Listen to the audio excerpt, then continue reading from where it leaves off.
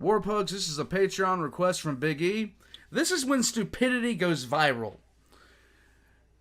Don't be surprised if I'm a little bit angry during this. This is done by Casual Geographic.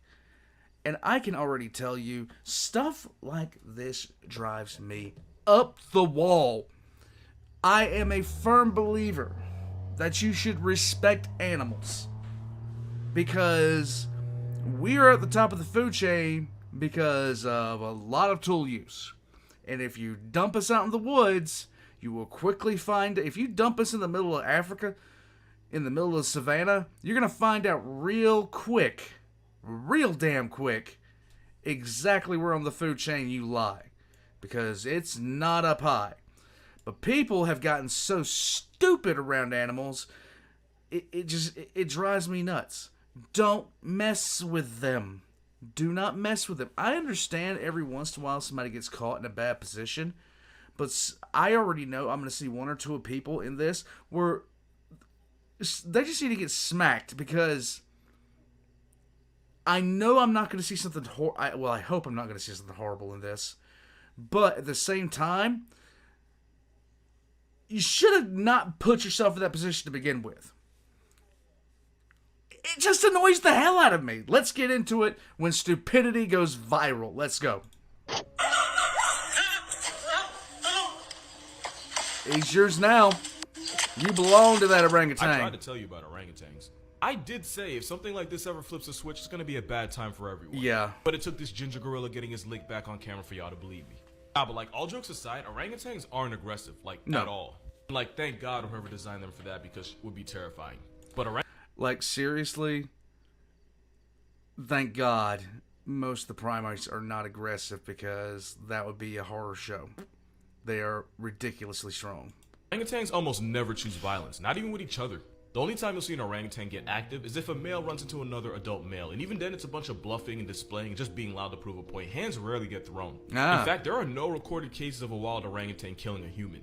They're just plus-size pacifists. So one of two things happened here. One, that's an orangutan trying to play. Or two, and I'm willing to bet money this is what actually happened. The man was provoking the orangutan like an idiot and getting in his face, but the person behind the camera didn't hit record until the orangutan decided he had enough. Right. And in situations like this, I'm always going to look at the guy outside the cage before I look at the animal in it.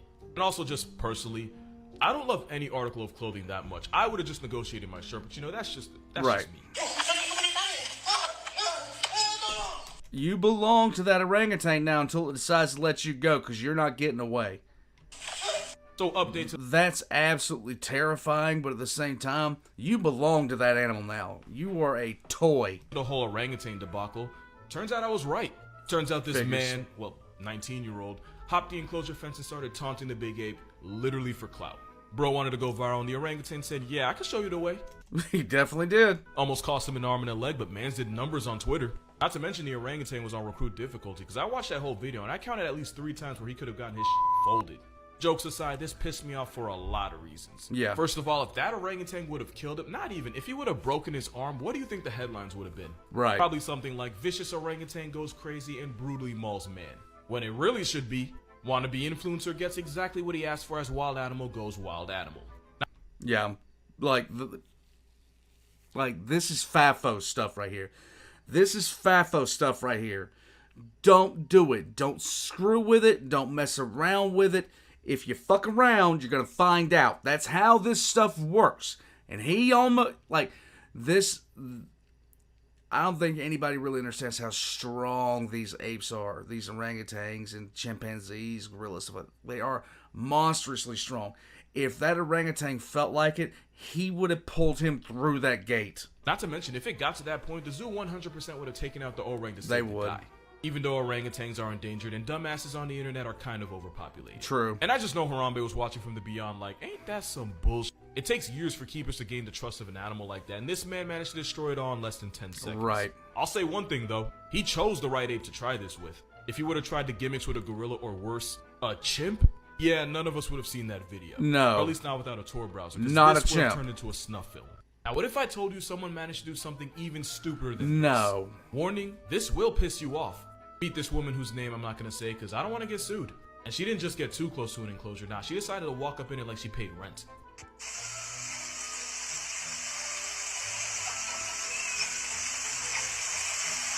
So 2 things. 1, this was in Texas, so Florida you can unclench. And 2, those are spider monkeys. This is a spider monkey. I don't know what kind of game she thinks she's playing, but she could have lost badly. One wrong move and they could have her looking like she could unlock Voldemort's phone. And if that weren't enough, which it obviously was, she even decided to feed the monkeys Cheetos.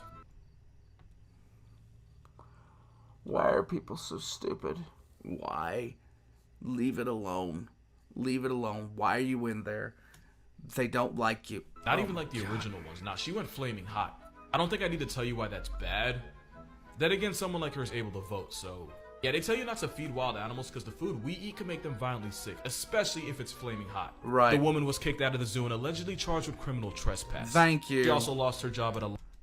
Thank you. That's not irresponsible and reckless. That's just stupid. law firm, which at first made me happy, but then made me seriously question just how she got that far. Now that I think about it, that's probably where she got her lawyers from. You know who she is, I don't gotta say her name. And after going viral, she swiftly received the online spanking that comes with it. After all the backlash, she finally released a statement where she was actually apologetic and really seemed to understand the gravity of, you know I'm lying. Yeah, I know you're lying. I know you're lying to me right now. Nah, instead this woman who somehow survived 26 trips around the sun still doesn't think she did anything wrong. You're in the... I know they're cute and small, but they're stronger than you. And if they decide that they want to end you, there's not much else that can be done for you. Because in her words, nobody got hurt. I'm sure the monkeys wish they could have that one back. But she did learn at least one valuable lesson. To keep her Cheetos to herself. My mom doesn't like when I curse on the internet, so I'm gonna end it right there. If you've seen this tiger before, you've probably been lied to. This tiger went viral a few years ago for having Down syndrome, which caused obvious facial deformities. People love this pug-faced predator so much that they used him to spread awareness. Except, he never had it, and the truth was actually way worse. See, the thing is, white tigers are rare, like 1 in 10,000 type rare, and most don't survive longer than a year in the wild because if you can't camouflage, you're probably gonna starve. White tigers are also really popular for animal traffickers selling them on the very much illegal exotic pet market. Yeah, screw those guys, by the way. Yeah. So the easiest way to breed white tigers is to have 2 white tigers hook up so their recessive genes can produce another white tiger. The problem is, well, there's a lot of problems actually, but the biggest one is that because Caucasian carnivores are so rare, the ones they breed are often related, which is how they get more inbred than a family reunion. Kenny the tiger didn't have Down syndrome. He was a twin-sex baby whose parents were siblings, and most of his actual siblings became past tense the moment they were born. The guy that bred him tried to lie and say he looked like that from smashing his face into a wall a bunch of times as a cub. Yeah. No. Kenny was rescued and taken to an animal sanctuary in Arkansas, along with his brother who was cross-eyed, because that's exactly the kind of thing that happens when you have an aunt, mom, and an uncle, dad. The sanctuary took care of Kenny for as long as they could until he eventually passed away at the age of 10 to melanoma. It's a sad story, but it could have been worse. Yeah, it's R.I.P. sad. Kenny, you deserved way better than you got. Yeah.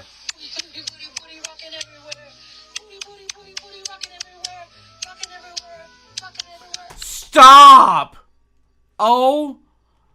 A lot of people sent me this, so I just wanted to point out 2 things. So I'm gonna play it back, try and see if you can notice what it is. Bring it back to me. It's a dance floor.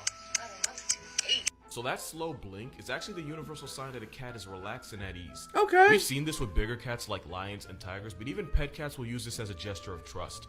To the point where a lot of animal shelters will decide whether a cat's safe to handle based on whether it slow blinks or not. Oh. And it works both ways. You can pretty much slow blink at your pet cat, and it's like their version of a smile. And the second thing is, right at the end, the jaguar rolled over on her back. Oh. The underbelly is the most vulnerable part of a cat, so them exposing it like that is the ultimate sign of trust. It doesn't always mean they want you to touch them, it's more them trying to tell you that they're comfortable around you. I don't know what you did, but keep doing it, because that cat loves you. So Nice. Well, I can be wrong. Apparently.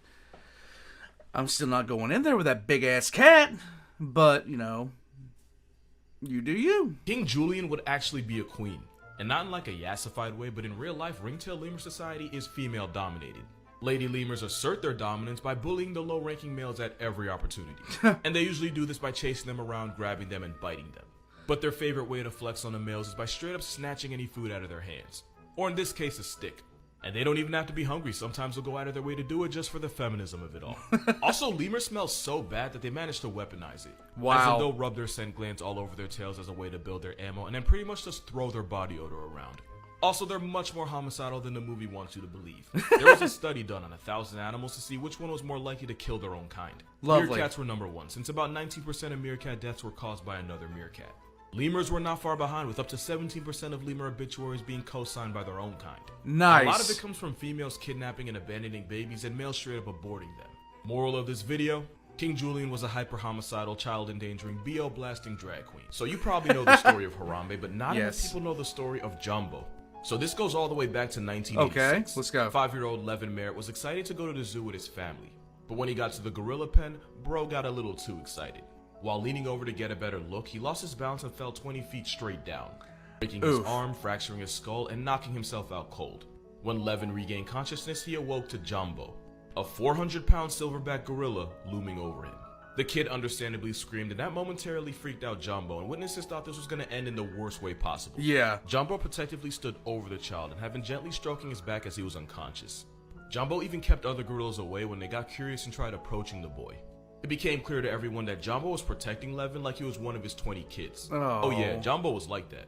When Levin started crying, Jumbo calmly led the other gorillas to a small hut in the other corner of the pen, which was when paramedics were able to rescue the boy, who ended up making a full recovery. Nice. But the funny thing is, this incident might have saved gorillas in general, because back then people were terrified of and even hated gorillas. Yeah. King Kong didn't help. Okay, so I actually had to pause the video because there was a lot of things that were inaccurate about gorillas that people actually believed. They really did believe this. They really did believe some stupid garbage. They believed that they would not allow women. They did not want women to go out into the field with gorillas because they thought bad, terrible things would happen to the women. Flat out, they thought the male gorillas especially would attack the women. It was a bad thing, but there was this one woman named Jane Goodall, and I actually had to look up her name because I couldn't remember her.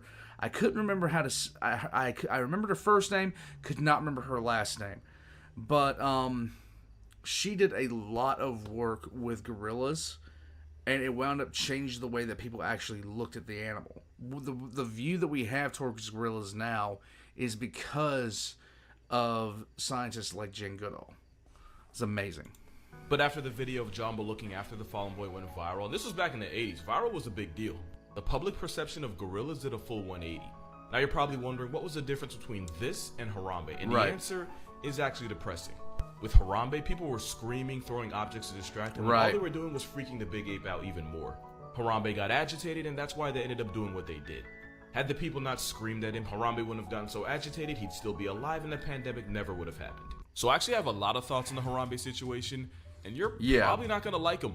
So if you don't know about Harambe, give the phone back to your mom. TikTok's no place for a 5-year-old. Kid fell into gorilla pen, gorilla goes up to the kid, gorilla starts getting agitated, zoo officials got a rifle and ended it. Right. The gorilla, not the... Yeah.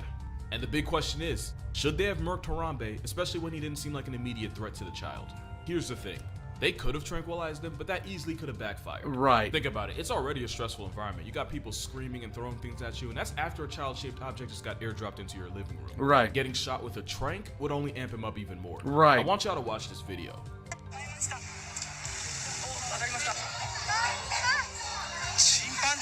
Oh no. Animals don't understand what a tranquilizer is. As far as they're concerned, you just tried them.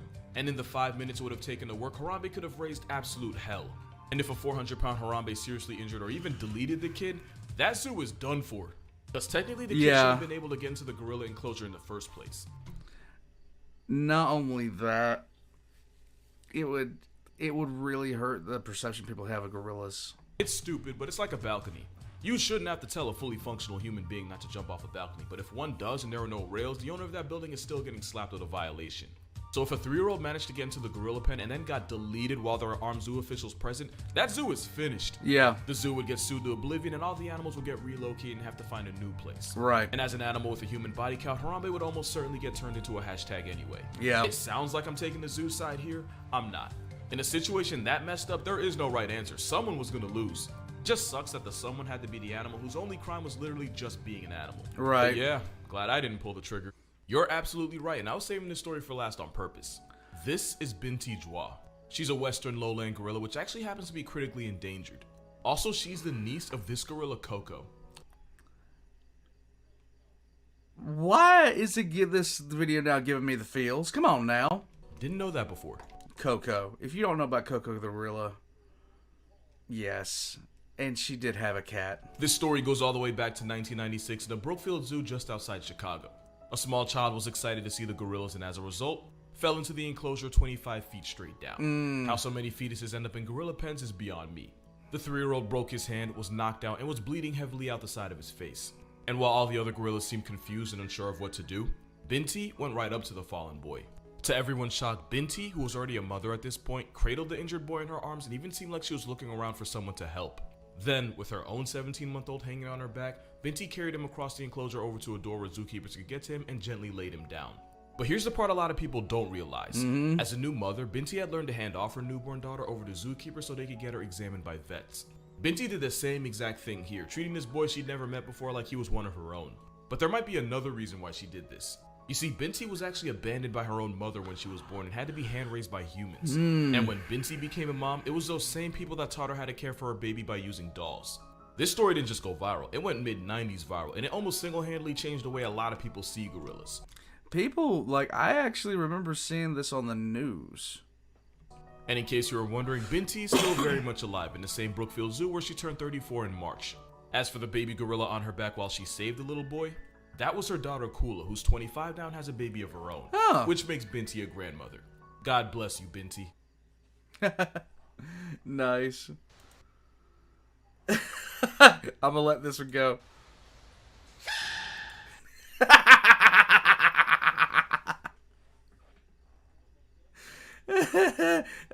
I don't know why it's funny.